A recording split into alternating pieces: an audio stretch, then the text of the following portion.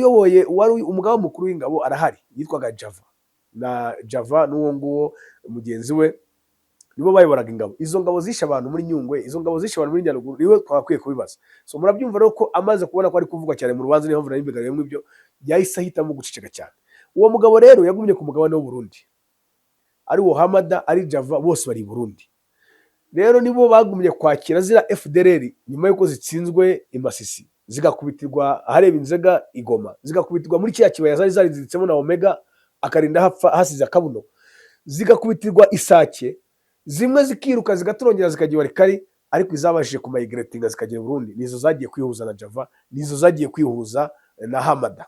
Bikaba biri kuvugwa ko ndetse n'umwe mu bantu batereranye igihugu bakakiyomoraho, General Kayumba Nyamwasa, nawe ashobora kuba afite uruhare rukomeye cyane mu kuba ari gukorana bya hafi n'izi nyeshyamba zo muri mu mutwe w'iterabwoba z'ingegera zo muri FDLR, aho zikomeje gutegura umugambi mubisha ngo kuza gutera igihugu cy'u Rwanda, zikahungabanya umutekano w'abaturage, zigasenya ibyagezweho. Ariko ibyo ni ibintu bizazigora cyane, kuko uretse wenda kwihagararaho no gukanyakanya kwa ziriya nterahamwe, ariko ubundi zo rwose zaratsinzwe nta kubiga umuntu abishidikanyaho, kuko wera muri 1994 zikora umugambi mubisha, zikora jenoside yakorewaga Abatutsi, zikajya muri Zaire, zari zikiri nyinshi, zigifite imbunda, zigifite ubuyobozi, zigifite tamajoro, abo bakabirige bagihari, abo bagosora bagihari, abo babizimungo Gisite bagihari, abo ba Pauline Nyabasoko bataratabwa muri yombi,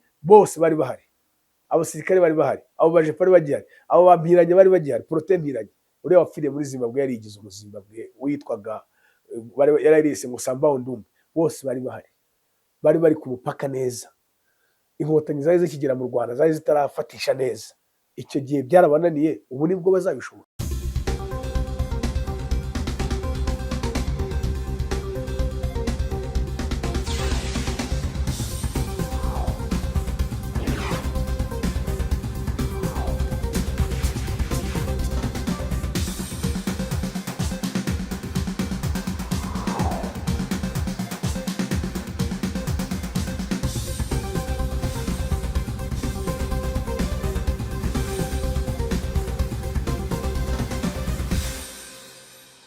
Twongeye kubasuhuza abakunzi ba One Nation Radio aho muherereye hose mu nguni z'isi, haba ari hakurya y'amazi magari, aho ni ku mugabane wa Leta Zunze Ubumwe za Amerika, ku mugabane w'Uburayi, aho dufite ibihugu byinshi n'abanyarwanda benshi baherereye mu gihugu cy'Ubufaransa, mu Bubiligi, mu Bwongereza, mu Budage, muri Denmark, Norvège, muri Finland, muri Espagne, muri Portugal.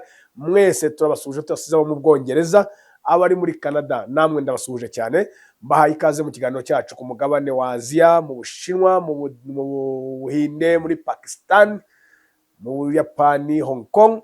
Ndabasuhuje cyane mwese, abaherereye Korea y'Epfo, abanyeshuri muri kwiga mudukurikira mwese ndabasuhuje. Ku mugabane wa Australia mwese turabasuhuje, i Sydney turabasuhuje cyane.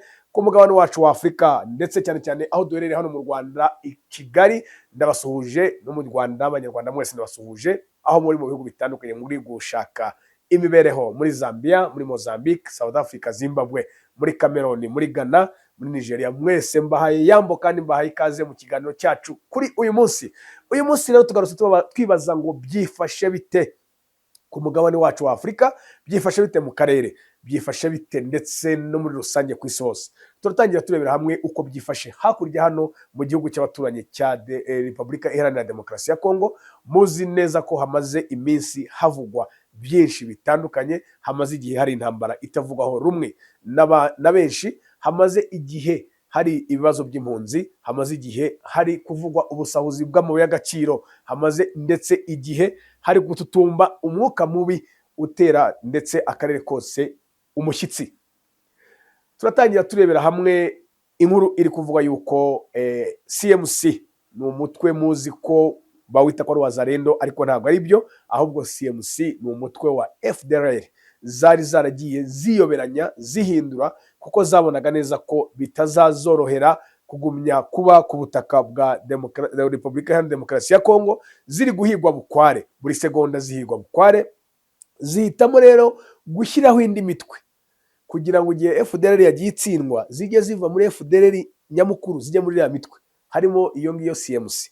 CMC rero ikaba yarayigabye igitero simusiga gikomeye cyane muri teritwari ya Masisi, ikigaba ku nyeshyamba za M23 aho zari zibereye mu cyicaro cyazo, nazo aho ziba ziryamiye amajanja. Muzi neza ko ari intare za Sarambwe, iyo zicaye kuriya, iyo ziryamiye amajanja, ni ibintu biba bikomeye cyane kuba wazivogera. Ariko CMC yazigabyeho igitero gikomeye cyane cyakomerekeyemo abatari bakeya, baba ari ku ruhande rwa CMC, baba ari ku ruhande rw'intare za Sarambwe, bose bagiye bakomereka cyane bikabije, kuko cyari igitero cyakoranywe uburakari bwinshi, cyakoranywe ubugome bwinshi, cyari kirimo imbunda ziremereye, imbunda nini. Byatangaje benshi kuba bibaza bati se ko tuzi ko Nyamukandagira ntumve za Sarambwe zamaze kugera muri biriya bice bya Masisi na za Kibumba, zikabasha kugenda zishakamo zirangegera zo muri CMC na za Nyatura n'ahandi hose zizaka imbunda, izi mbunda zo ziri gukoreshwa ziri kuva he?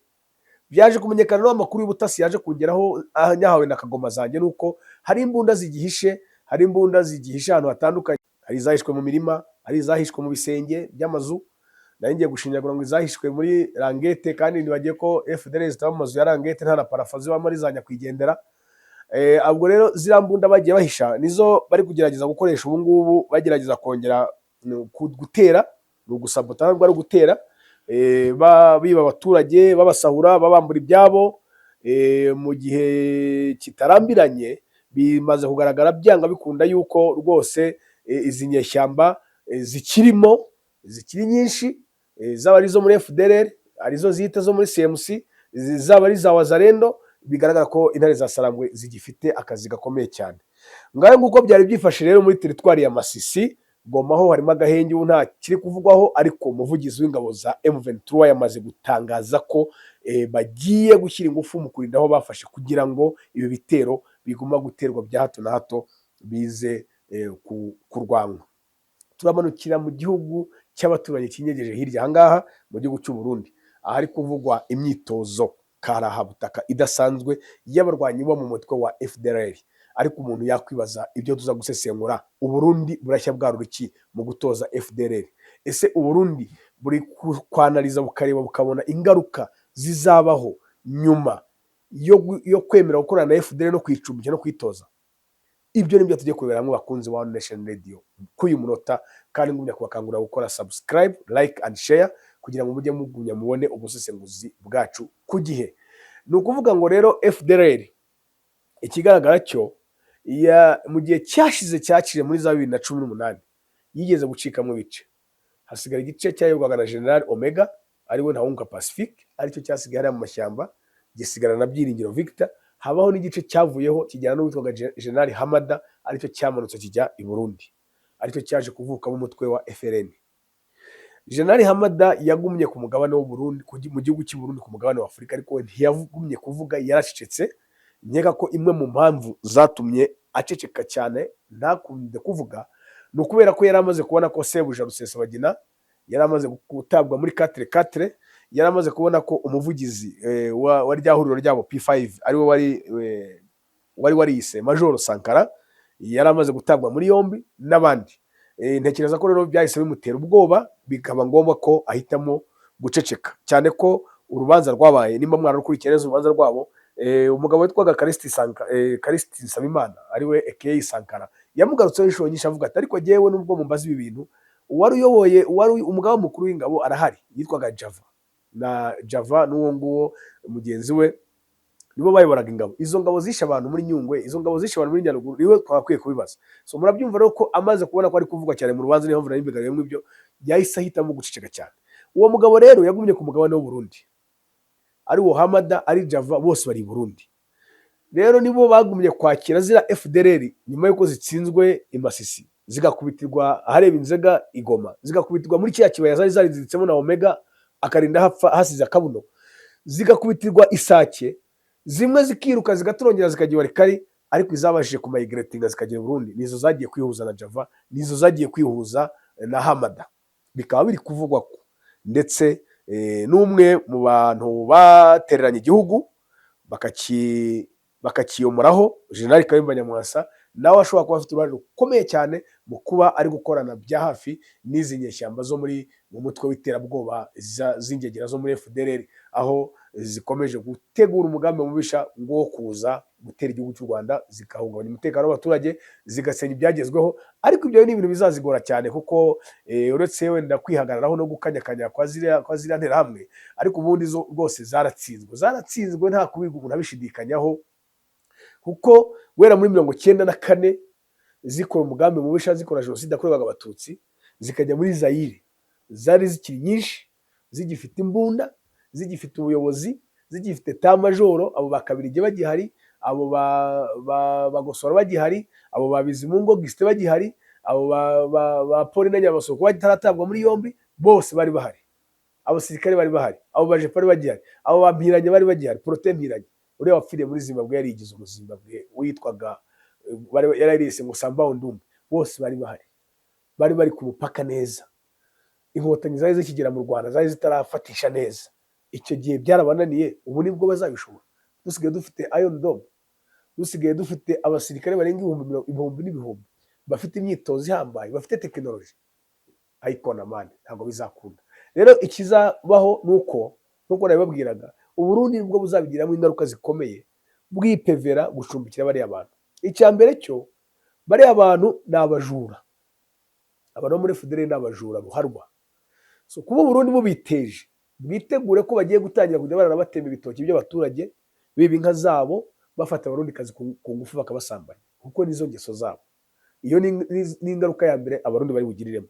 Ingaruka ya kabiri, bitegure ko haza kuba mu mwuka mubi hagati y'u Rwanda n'Uburundi wa diplomasi kubera iyo mpamvu. So Uburundi rero gucumbikira FDLR bufashe risiki ikomeye cyane, ishyira mu kaga ubuzima bw'abarundi, kuko FDLR n'abicanyi, buriya bagiye kujyana ya ngengabitekerezo yabo i Burundi yaho utututsi, batangire guhiga abatutsi bo mu bwoko bw'abarundi nabo batangire kubica. Niyo mpamvu abarundi mugomba kuryamira amajanja namwe mukarengera igihugu cyanyu, nimuze gutwarwa nuko umuntu umwe ajya kubazanira biriya bisambo, abazanira bariya bicanyi ngo bazaba baterekemo, namwe mubakire, mubyakire, mubyumve gutyo. Ndaburira abarundi aho muri mwamagane icyo gikorwa cyo gucumbikira ziriya nkozi z'ibibi. Turagaruka mu mujyi wa Uvira. Umujyi wa Uvira wabaye akasamutwe, urugamba rwabaye imberenge mu by'ukuri. Nahoze nsoma ibinyamakuru bimwe na bimwe byo ku isi, aho nabonye ko abarwanyi bo mu mutwe wa M23 kumbi bajyamo barakibereye Kamanyola, niho bicariye, ntibigeze bavansa, na ya misozi bari barimo barapurinze, bicariye Kamanyola, bari kureba ikibuga uko kimeze. Ariko yabicaye kuri ya buriya M23 n'abahanga cyane, bari gutegura, ariko umujyi wa Uvira urasaba gutegura uburyo bwa strategiko zikomeye cyane. Impamvu ni iyihe? Impamvu nuko kuva Kamanyola kugira ngo uzagende ugere i Uvira mu mujyi, harimo ibikuta bikomeye wagira ngo ni beto bamenyemo. Hari abasirikare, hari defense bashyizeho bita mu Ruvunge, kandi Ruvunge niyo centre ya mbere uvuye neza Kamanyola. Iyo defense aho ngaho y'abasirikare ba FARDC n'abarundi n'izo FDLR zitegereje iyo M23 izazamuka. Iyo uvuye Kamanyola uhita wikozaho bita mu Kiringi. Mu Kiringi ho nta defense zari zaterana ubwoba, ugahita wikozaho bita Kanganiro nta defense zihari. Ariko uhita ugeraho bita mu Ruberizi hari indi defense y'ababereveri ikomeye cyane, nayo yagora M23 kwimena. Ubwo urumva tayari hajemo ebyiri. Ugahita uva Ruberizi ugahita wikoza mu Isange hari ababere rouge bavuye Karemi, hariyo bataye ebyiri. Ubwo bataye ebyiri turi kuvuga ngo byibura hariyo hafi abasirikare 1600 cyangwa se hagati y'100 n' 600 b'abereveri bari mu Isange. Icyo ni kindi gikuta. Wahavuka ukagera Kagunga kavimviraho bashyizemo igikuta cy'abarundi, nta nuzi umubare wabo, ubundi ukinjira imurongwe mu mujyi. Naho harimo abandi basirikare benshi navuga ngo bavanze, harimo abarundi, harimo wazalendo, harimo FARDC, harimo FDLR, harimo Maimai. Nacyo ni ikindi gikuta, ari naho bategerereje cyane. Ariko noneho igikomeye kirenzeho kuri byose, aho hose mbabwiye hahana imbibi n'igihugu cy'u Burundi. Ni ukuvuga ngo hariya hose ku Burundi inogo area ya M23. murabyumva rero ko M23 iracyafite akazi gakomeye kugira ngo ibohoze umujyi wa Uvira, itabare abanyamurenge bari kwicirwayo bazira uko Imana yabaremye, bazira ko ari abatutsi, bazira ko ari abanyamurenge. Murumva ko M23 kugira ngo ujye kutabara igomba kunyura muri ibyo bikuta, yahava ikajya mu Minembwe noneho kwihuza natwe kwirwaneho nawe murabizi ko nayo iri kugerageza guproteje bene wabo, ariko birayigoye cyane kubera situation yashyizwemo. Ni situation yatumye ikatinga kubyo nakwita yaba ari movements, ntabwo hantu yabasha kujya communication, uretse wenda ko yabikora kuri za telefone ikavugana nawe wenda na M23, ariko kugira ngo bahure gutya one to one ni ibintu bisaba ingufu nyinshi cyane. Ubwo rero murumva yuko mu by'ukuri urugamba ntabwo rworoshye na gatoya, no gutabariza abanyamurenge aho bari muri biriya bice mu mirenge, mu bice bya za Uvira, za Fizi, naho bagiye bari hose hatandukanye n'iyo za Minembwe, kuko barugarijwe cyane. Ari izo FDL ziri gutorezwa mu Burundi mu kibira. Imwe mu nshingano ikomeye zahawe ni ukujya kwica abo banyamurenge bari muri ya misozi. Inshingano ya kabiri zahawe ikomeye ni ugutera u Rwanda. Murabyumva rero ko perezida w'u Burundi ntabwo umunota ntabwo ariko twifuriza icyiza. Murabyumva yuko imigambi y'intambara ikomeje, nubwo amasezerano y'amahoro ari gukomeza, ahubwo umuntu yahoza ambaza atari kubena sayizo ko amaze guha amakuru koko tumaze kwizera ko ari. Ariko se ko u Rwanda na Kongo bivuye muri Washington imbere ya Trump, ubu noneho u Rwanda ruzasubira n'u Burundi none imbere ya Trump, bizagenda bite? Cyangwa noneho bazagenda u Burundi na Kongo imbere ya Trump, cyangwa noneho bazagendera hamwe mu Kivuye, cyangwa se bazajyana na East African Community yose babicaze baganire birangirira aho ngaho?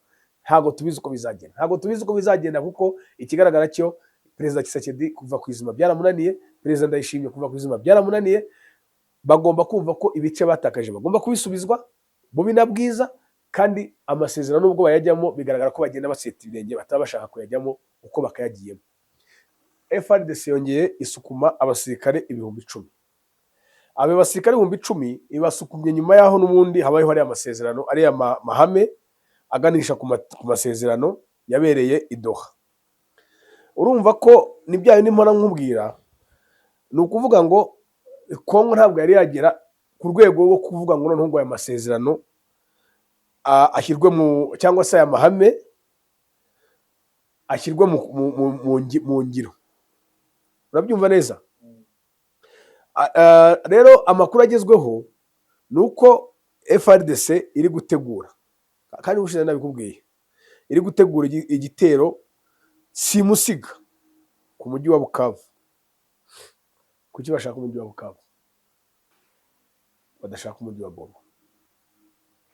Nuko umujyi wa Bukavu niwo mujyi nakubwira ngo uri hafi ya Uvira, niwo mujyi byaborohera, nubwo bitoroshye nkuko wenda mbitekera cyangwa nkuko ngiye kubibabwira, ariko niwo mujyi wakoroha kwigarurira baturutse no mu mashyamba, wenda bakatuvuga ngo bateye baturutse za Kisangani,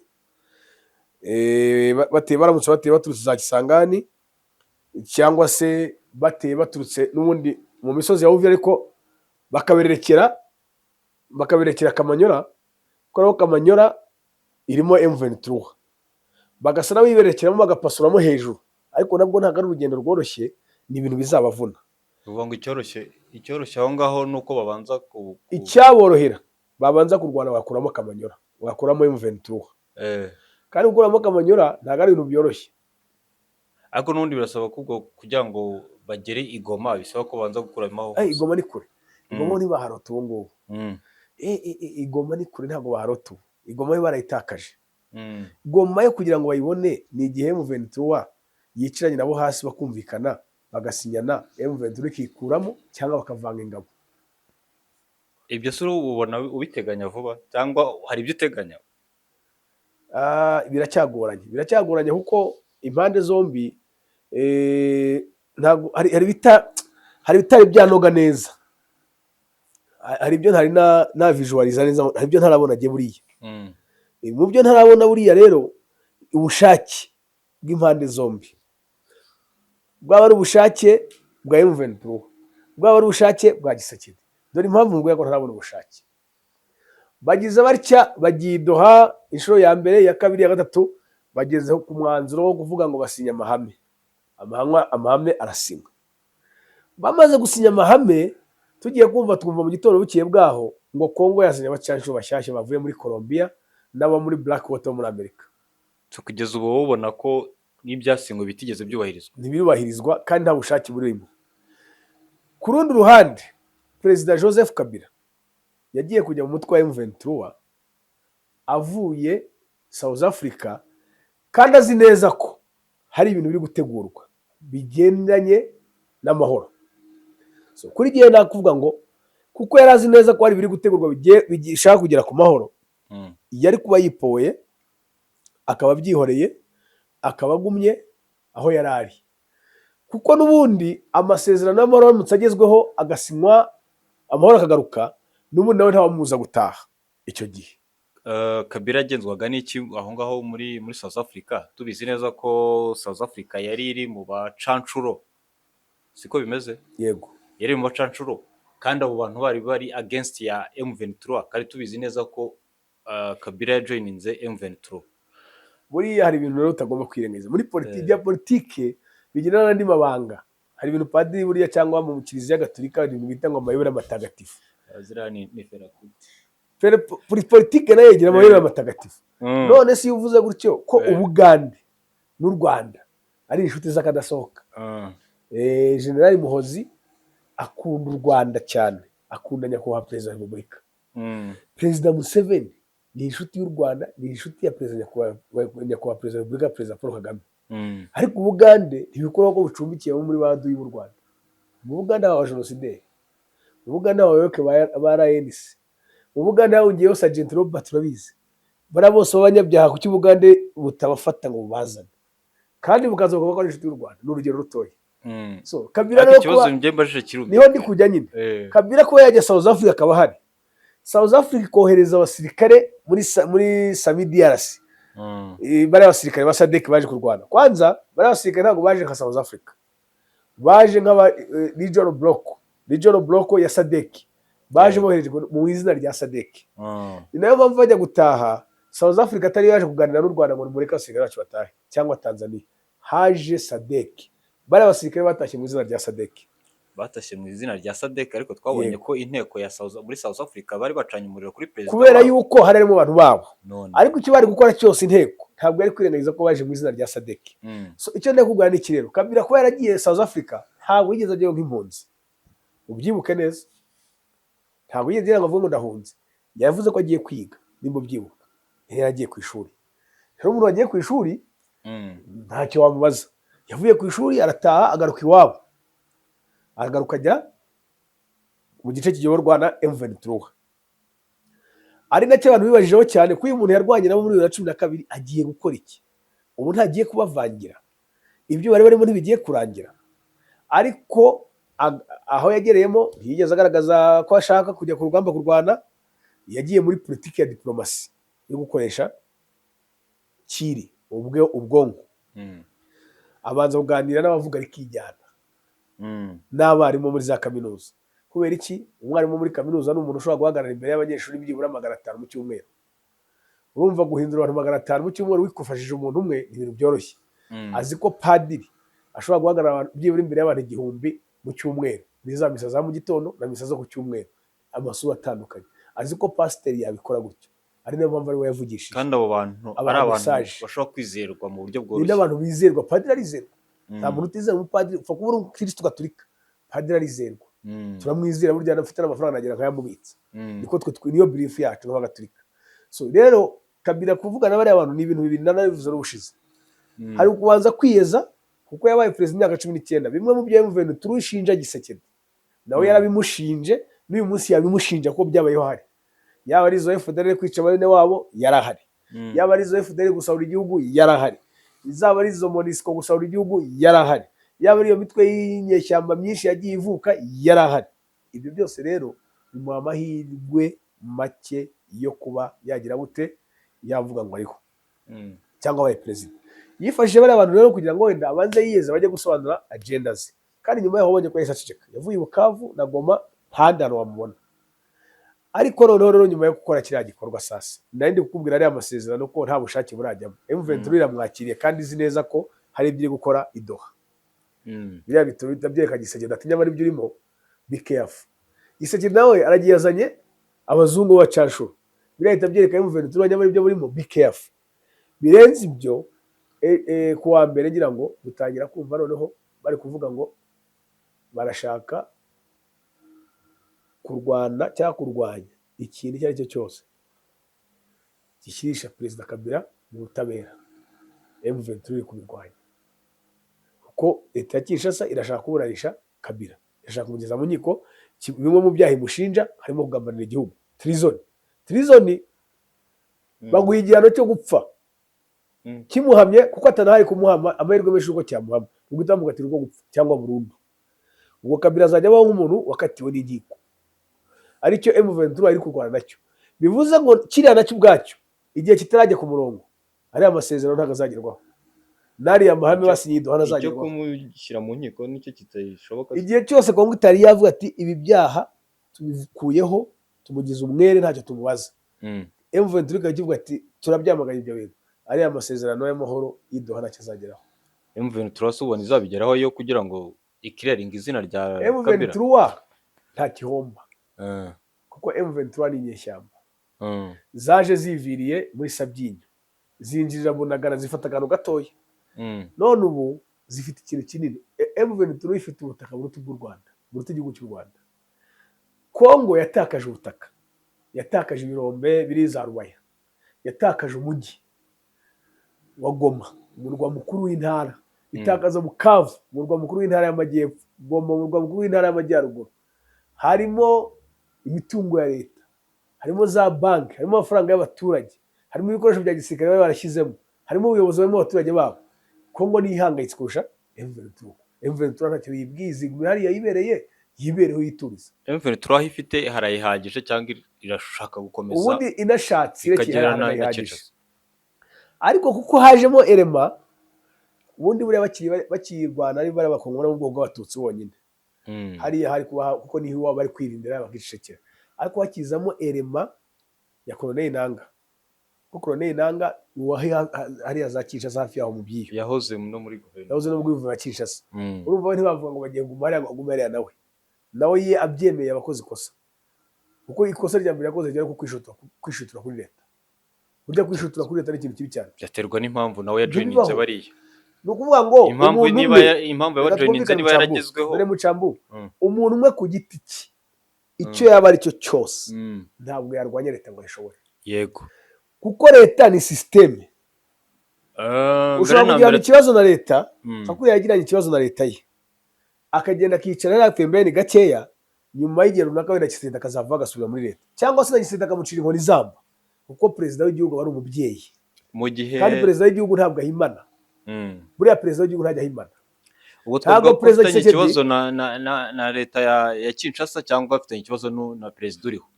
Ubundi muri rusange afitanye ikibazo na perezida, ariko perezida niwe leta, niwe system. Ariko mu gihe azaba atakiriho ashobora kujyamo, ariko si uzazavaho ryari. Cyo ni icyambere. Ikindi cya kabiri, nta muntu ufite capacity ku isi yo guhangana na perezida w'igihugu. Buriya rero agiye kwigira byo guhangana na Kisekedi ntabwo ari kubishobora. Buriya agomba kugenda akagiye akicara, n'ubu ubwo atari wenyine ntabwo yaje, akicara agashyira ubwenge ku gihe, yabishobora. Ntabwo yabishobora guhangana na perezida. Ubu ngubu yajoininze abahangana nawe, ariko sabwiwe n'iki nagiye Kinshasa uko azabana nabo, ko ashobora kugira Kinshasa bakamuhinduka bikaba nka bya bindi bya Joseph Sena n'abandi bacu.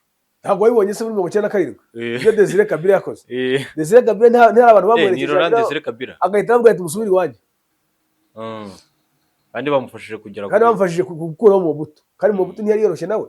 Rero Nanga ntiyakwize bizaho nagira hariya. So cyane ndikubwira rero, nta muntu buriya ntazagushuke n'abakunzi bacu ba Rwanda Nation Radio n'abandi banyarwanda muri rusange, nta muntu uhangana na system, nta muntu uhangana na perezida w'igihugu. Perezida w'igihugu ari umubyeyi, ushobora gukosa uyu munsi ejo akagira gute. Urugero rwiza ujya na hano mu Rwanda, umuyobozi yavuyeho kubera ko hari ikosa yakoze, yagiye gusangira n'abakono, akicara hasi amezi 6 umwaka ki, ukumva aragarutse bamusubiza mu nshingano, baba baciye inkoni zamba. Urabona Nanga yagomba kwicara akazamucira inkoni zamba, kuko guhangana na systeme ni nko kwikoza agati kwibye.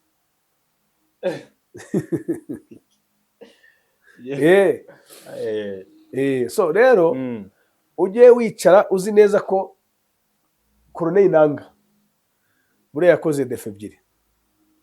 Defo ya mbere ko guhangana na Tshisekedi, defo ya kabiri no kumuhunga. ariko iyo umuntu ubona utamushobora udashobora kumurwanya wamuhunga bakiza amagara.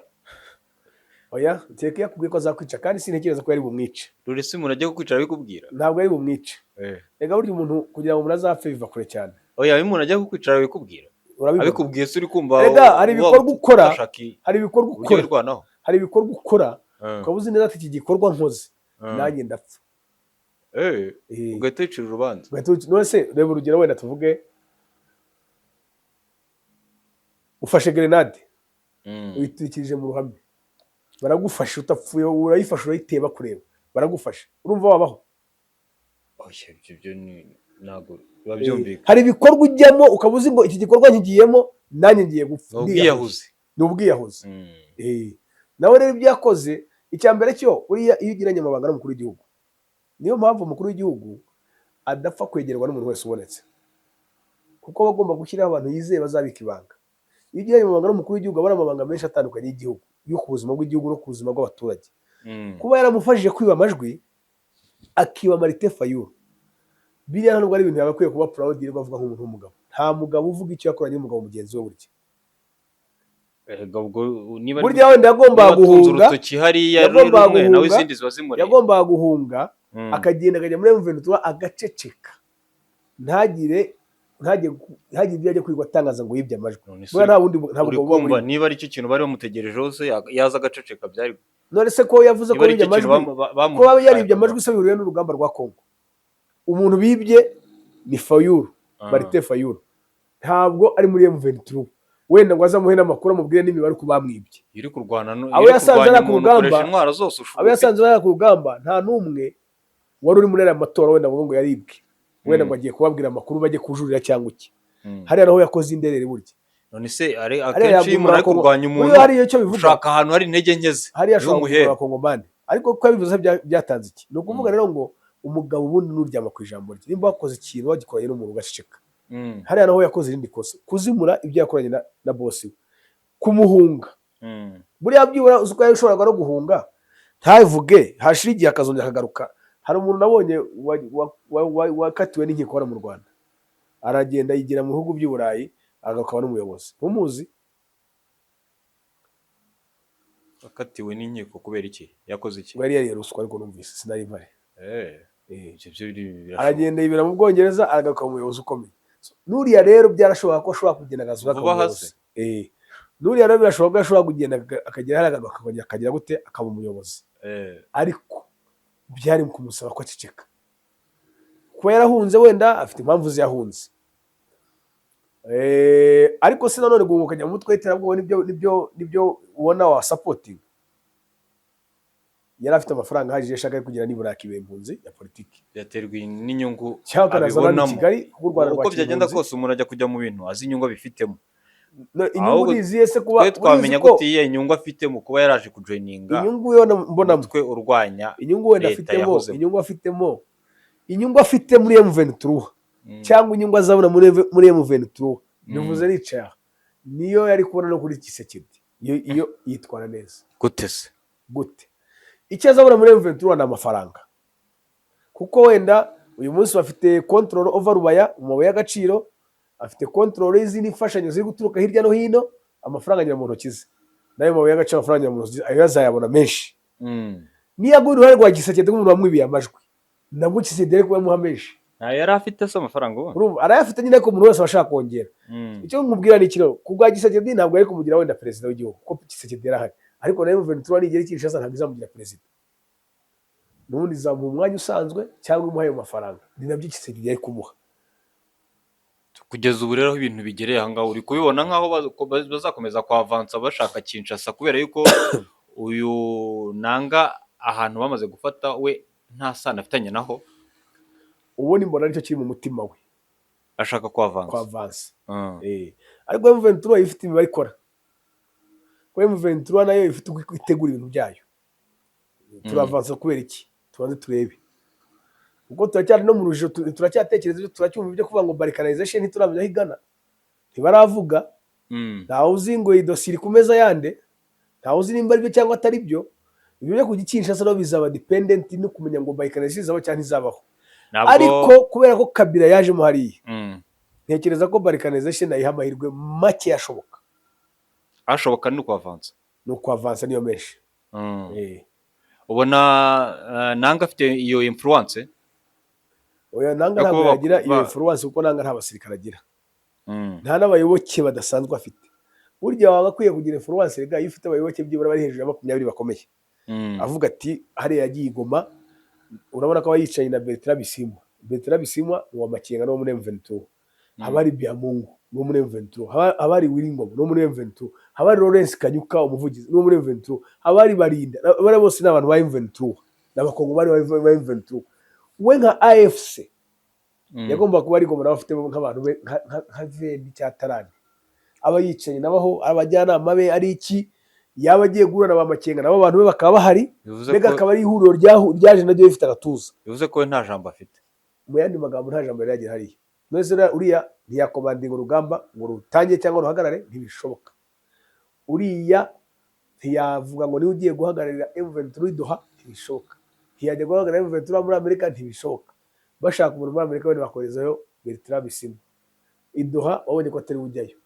Biro bihita bikwereka umwanya M23 mushyiramo. Ese uko bavuga ko amasezerano nta kintu ubona atanga, mbere twabonye ko mu kujya kumvikana cyangwa se mu masezerano yajyaga gusinywa hagendaga abahagarariye Kongo n'abahagarariye u Rwanda, siko byari bimeze? Yego. Abantu bakavuga bati ese kubera iki niba na M23 ibintu biyireba kuki ntawe uyihagarariye ujya mwayo masezerano?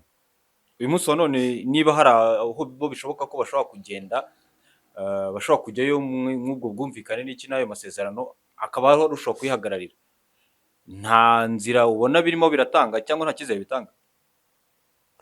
Oya, harimo akantu gato bitanga gatoye. Kuba M23 yagira umuntu none uyihagararirayo arahari n'ubundi. Yego, hari akantu gato bitanga. Ariko nubwo kari akantu gato bitanga nakubwiye ngo haracyaburamo utundi tuntu. Mbona agiye hakiburamo kwizerana. Gisakedi yizere ngo ariko ibintu turi kuvuga nibyo, na M23 nayo ibyizere. Cyo ni icyambere. Ikindi cya kabiri ubushake. Noneho Gisakedi avuga ati mvuye kwizima, atange itangazo, itegeko bivuga ngo umuntu wese witwa ko yavuye muri FDLR akaba integre muri FARDC out. Basohoremo aho bari hose mu bashyirano hamwe, bene abo baze babatware abanyarwanda bene wabo. Iyo yaba ari intambwe ya mbere yabateye, kuko arabaza aho bari. Ntabwo yaba FDLR ziri mu gisirikare n'izo arizo abizi. Bavuga ko nta bushake, nta rimwe yari yavuga ati wowe soka mu gisirikare cyane mu munyarwanda asubira iwanyu. Hanyuma na M23 nayo uretse ko yo yirusha ubwenge Gisakedi. Uti gute? M23 yo uretse gusa kuba bayisabota, iragenda ikigirana ikaryamira amajanja ikituriza kugira ngo n'amahanga abone ati ba bantu bari seriye na bya tuvugana barabyubahiriza. Gisakedi CMC yagiye aho imbunda nizo FDLR zagira discipline zikagera zikayishotora. Byibura twavuga ngo amahirwe menshi M23 imaze kugaragaza ubushake ku kigero wenda cya 15%, kuko ntabwo cyavanse karacyari gakeya. Ariko nayo kutagaragaza ubushake bwinshi no kubera iki ni izo mbogamizi zindi zizamo, kubura icyizere, kutizera Gisakedi, kumva ko nibijya mu Gisakedi ari witagira gute, ari witayihinduka. Ngayo nguko numva twacumbikira ahangaha.